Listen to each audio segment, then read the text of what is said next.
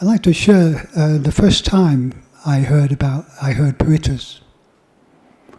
And in 1981, I was very keen then on being with the Sangha and thinking about joining Chithurst, which I did in 1982.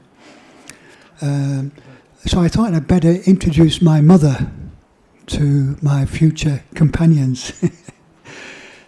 So I took my mother and sister. They lived in the north of England, but of course Chithurst in the south.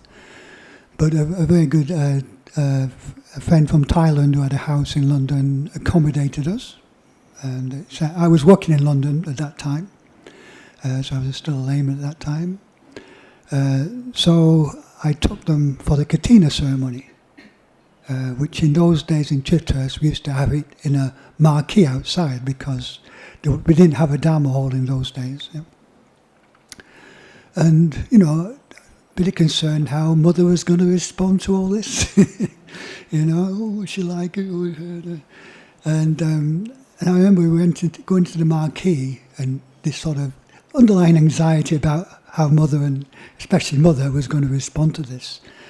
And then the monks started to chant the Parittas. And really, all of a sudden, all the anxiety went. I just felt this peacefulness come over, and I thought, everything's all right. And sort of the blessings of Paritta chanting, just the sound of it and being with the sound of Paritta can have a very calming effect good effect on the quality of mind. So that was my first experience with Parittas. Yeah. So stupas seem to be a regular theme of my trip from England last year and this year. In December, I was at a monastery in Thailand where they had a ceremony for a new stupa. And then New Year, I was at Buddha Bodhivana in Melbourne. And they had a sort of a New Year retreat there, and about 70 people came to join for the New Year retreat. And what happened in the afternoon, we did a long sort of walking meditation. A big line of people, the monks and the lay people in a long line, and we all walked out to what is the new stupa site at Buddha Bodhivana. Nothing there yet, but just we went to bless the site, did some chanting at the site of the stupa. And then after Melbourne, I went to Adelaide, to Bodhipala Monastery, and I attended a foundation ceremony for a new stupa in Bodhipala in Adelaide. So and now I'm at Dhammagiri, and we're doing something for the stupa here. So that's so it's been quite a theme of this trip, stupas, and it's something the Buddha said was a benefit, having these symbols around stupas. And when the Venerable Ananda asked the Buddha, what should we do with your ashes or relics after you've cremated the body? And the Buddha could have said, just throw it into the sea and just discard it as you wish. But what the Buddha said, according to my knowledge, he folded one of his robes up into a square. Sometimes we have another robe over our shoulder, a sangati, called a sangati, fold it into a square, put his bowl on top of that, and then his water filter on top of that. And he said, make something of this shape and put the relics in there, and that'll be a benefit to people who come and pay respects and worship at these stupas. So it was something that the Buddha said would be a benefit to have these stupas. And in Thailand, many of the very respected elders that I know have built stupas in the monastery. They call them chedis in Thailand, the chedis. I think it's dagabas in Sri Lanka, pagodas in Japan. different names in different cultures. And yes, so the Luang Por Liam, who was the abbot of Wat Marp Jan, who was at the ceremony for Buddhipala, built a nice stupa in his hometown in Sisaket. Luang Por Anan, who's coming here on the May the 2nd, is building a stupa at his monastery. And and when they wouldn't build these stupas unless they had some benefit. So these very wise, enlightened monks see the benefit of having stupas.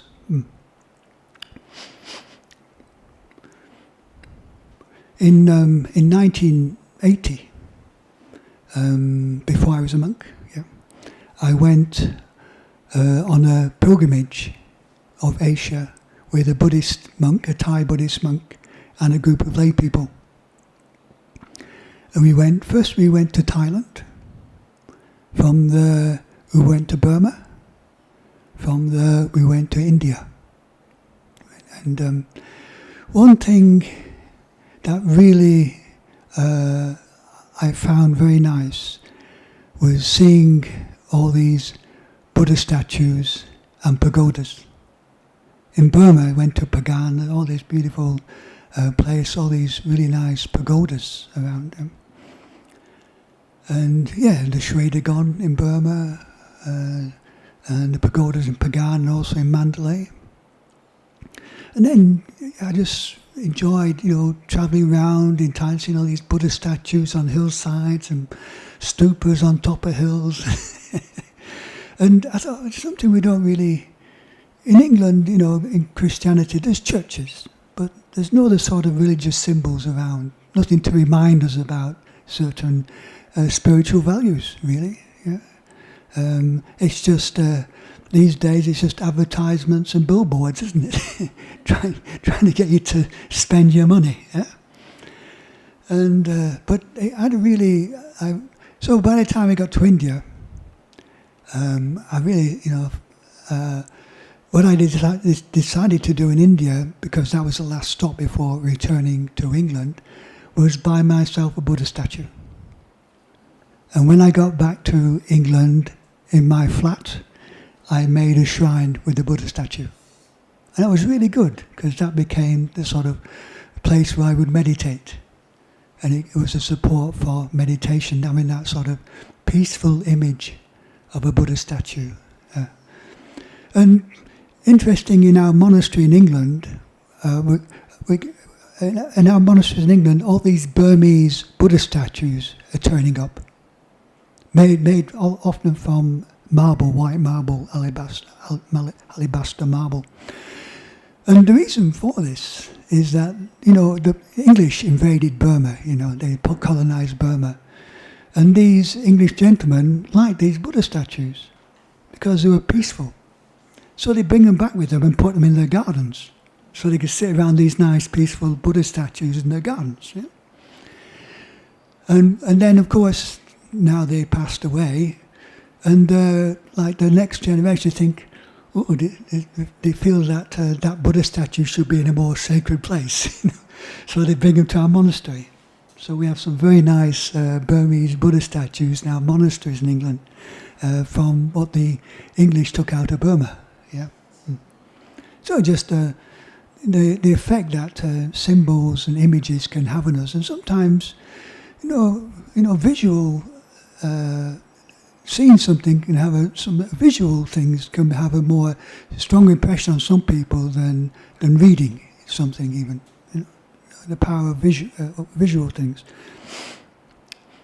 So that's how I really begin to appreciate Buddha statues and chedis, stupas from that first experience in Asia. And we built, when Ajahn Chah passed away, we built a stupa in England at Cittaviveka Buddhist Monastery. And it's probably a similar size in height to the one here. It was the biggest one we could build without having to have a special planning permission. Yeah. So we built this. And it's a copy of the very big one they built for Ajahn Chah in Thailand to house Ajahn Chah's relics. But they also sent some ashes from Ajahn Chah to Chitta, so we thought we should do something good with it, respectable with these ashes. So we built this stupa. And I really quite like walking around the stupa. And we do ceremonies there on the sort of special Buddhist days. Magga Puja, Sala Puja, Visakha Puja, Ajahn Chah's birthday, Ajahn Chah's passing away day. On these sort of special days, we go and circumambulate the stupa and chanting Buddhang me jivitang yawa nibbanang saranang gacchami, Dhammang me jivitang yawa nibbanang saranang gacchami, Sanghang me jivitang yawa nibbanang saranang gacchami. So using one's life to cultivate the Buddha's awakening,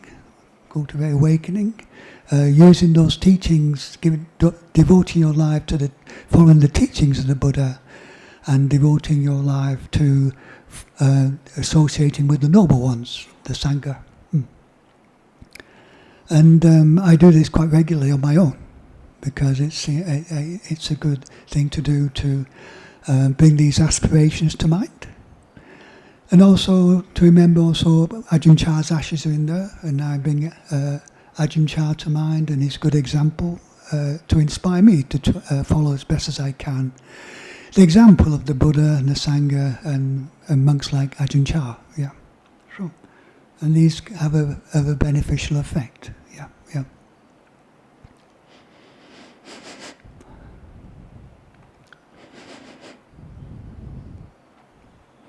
And sometimes we have ceremonies around the stupa when the English weather allows it. Yep,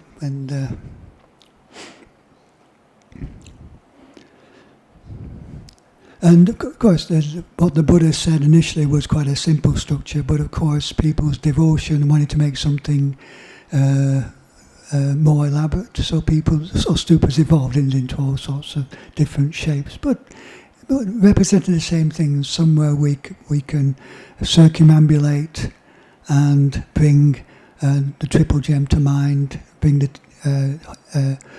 inspire us in our practice of the Dhamma. Later, of course, I went to Sri Lanka, and very big. They're the biggest stupas in Sri Lanka. And I actually saw them renovating one of the stupas while I was in Anuradhapura. And it's actually made from small bricks, lots of small bricks. And they say that the amount of bricks in that stupa at the time this was written could have built a town the size of Ipswich. This is Ipswich in England. Said in this book, they could have built with a number of bricks. So that's how big the stupa is. And yes, it's a long way around, but people go there and circumambulate and bring their wholesome aspirations to mind. Yeah.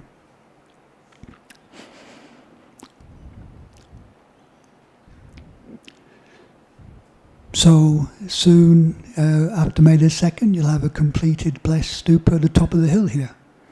Now I noticed yesterday 2 people walking up there. So a little devotional walk up the hill. good exercise as well. So good for the body, and then when you get around to the stupa, something good for the mind.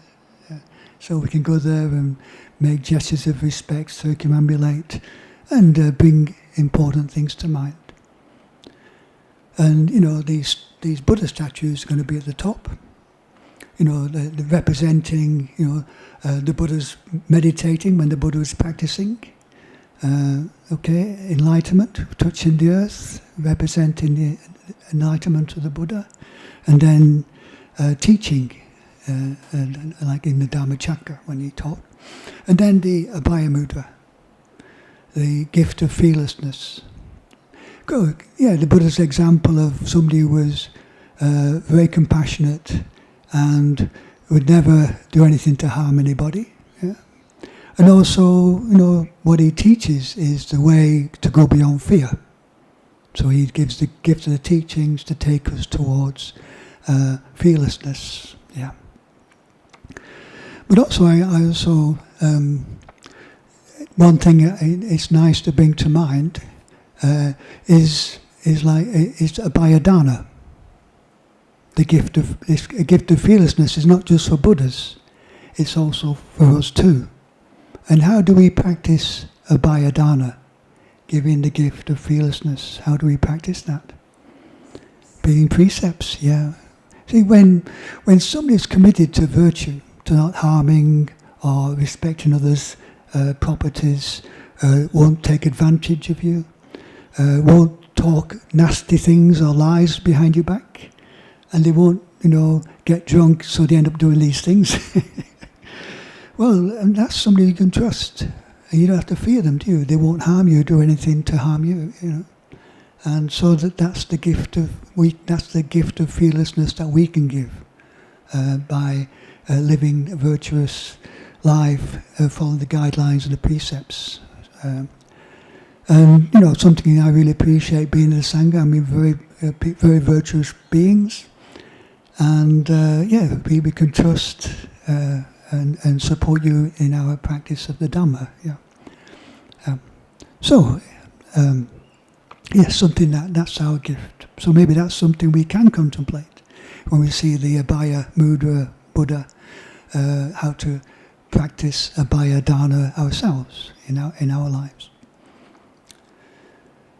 And then there'll be the Dhammacakka wheels on the next down below the Buddhas, and then some inscriptions at the bottom, and the devas. And Ajahn Dhammagiri was just explained to me the things that are on the writings that are going to be on. And one of the themes is about respect. And what the Buddha said is, one who lives without respect doesn't live happily. And something to contemplate that, respect is a word that's I don't hear so much of in our modern day life, because it's more of a Western life can tend to be more ego-centered. Why should I respect them? I'm as equal to them. We have this sort of egalitarian sort of attitude, don't we? So the idea of respecting, religious people. Now, it's unfortunate that now in the media, it tends to report all the unskillful things that some religious people do. Like priests who are accused of being paedophiles and this. So, and you don't hear so much about the priests who are doing good things. It was like also, in recent years, there have been some reported about Buddhist monks, and it's not been generally complimentary, because, that's the way they like to do the news, sensational stuff, isn't it? And then, in England, they have all these comedy things, comedy shows where they make fun of religious people, and so people, this sort of, to me, it sort of diminishes that respect for the people who are committed towards a spiritual life, when it's always been reported the ones who say lose the plot, do something unskillful or making fun of. So this is unfortunate. Again, also, respect for parents, the modern day life tends to condition our young people to be more, self-orientated. I want this for me, get me this, get me that, they're always bombarded with this materialism, Yeah, and I hear some teachers struggle in schools because of the way the students behave. Yeah, so values that are, yeah, and maybe this is also symptomatic of the unhappiness and the mental illness amongst younger people in this day and age, because these sort of important values are being neglected. Yeah. Yeah. And, we chanted the Mangala Sutta, and one of the verses from that is about 4 qualities that bring blessings. And the first one is Garavo, which means respect. Respect is, when one has a respectful attitude, this brings blessings to one's life. And the other 3, which I think are important, but I feel they're getting a bit lost in our modern day society, is modesty, nivato. Because the way people dress and the way they present themselves these days is sometimes not very modest, is it? Yeah.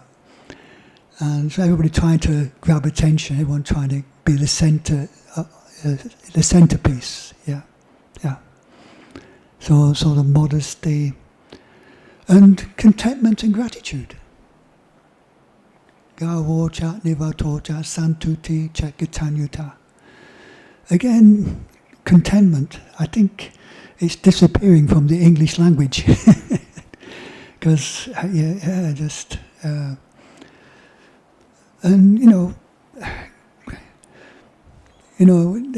having these sort of attitudes do bring a sense of well-being to one. Some level of contentment. Yeah, and the last one, gratitude.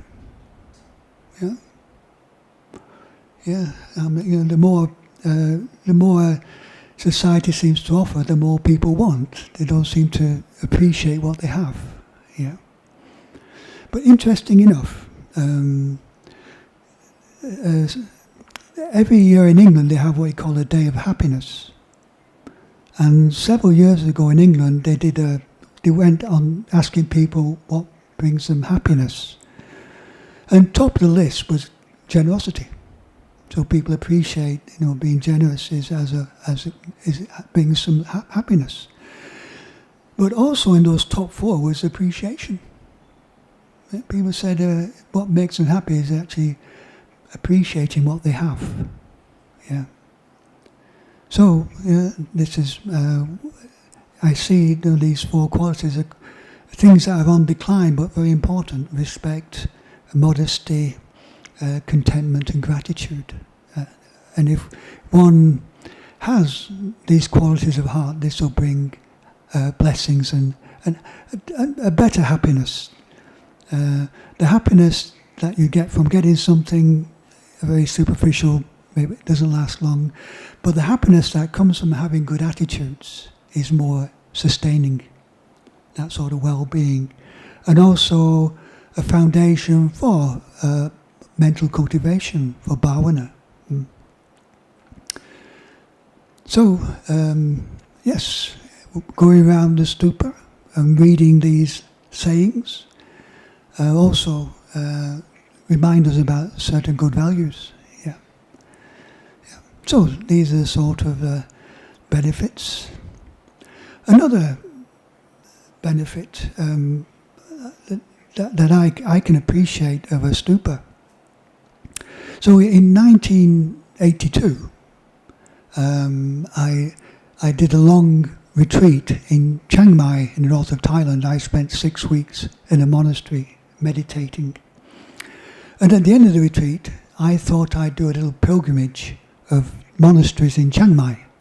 Yeah. So I went around, started in the early morning and just worked my way around all these more prominent Buddhist places in Chiang Mai. Now in Chiang Mai, on the hill there, you can see this golden stupa. It's called Doi Suthep. I thought, I must go up there and see it, you see it, especially with the sun at certain points, it sort of shines in the sunlight. And the story behind this stupa was they put a Buddhist relic on a white elephant. It's probably a small stupa on a white elephant. And they said wherever this elephant stopped, they would build a stupa to enshrine this relic. And apparently this elephant did wander for a long time. And eventually it settled on this hill of Doi Suthep. So they built this stupa. Yeah. And then it was on a hill, and for people to get up it to pay respects, it was difficult. So there was a monk by the name of Luang Por Anan. He decided to have these steps built up to it, quite a lot of steps, so that people would go up and pay respects at the stupa. And so I walked up these steps in the early morning, and as soon as I walked into the compound around the stupa, I felt this peacefulness come into my mind. A sense of everything just became calm. And I walked around the stupa, I just felt this really tangible, peaceful atmosphere. So I sat and meditated because it was such a peaceful feeling. So that's something else. The effects of having a place that's been revered, has relics, the atmosphere around it. Yeah. Yeah. Now they've actually built a cable car up to it. So you don't have to walk up all the steps, you go up in the cable car. But yeah, very special atmosphere. So that's also something else I could appreciate about the stupa, the sort of atmosphere it can bring into a place.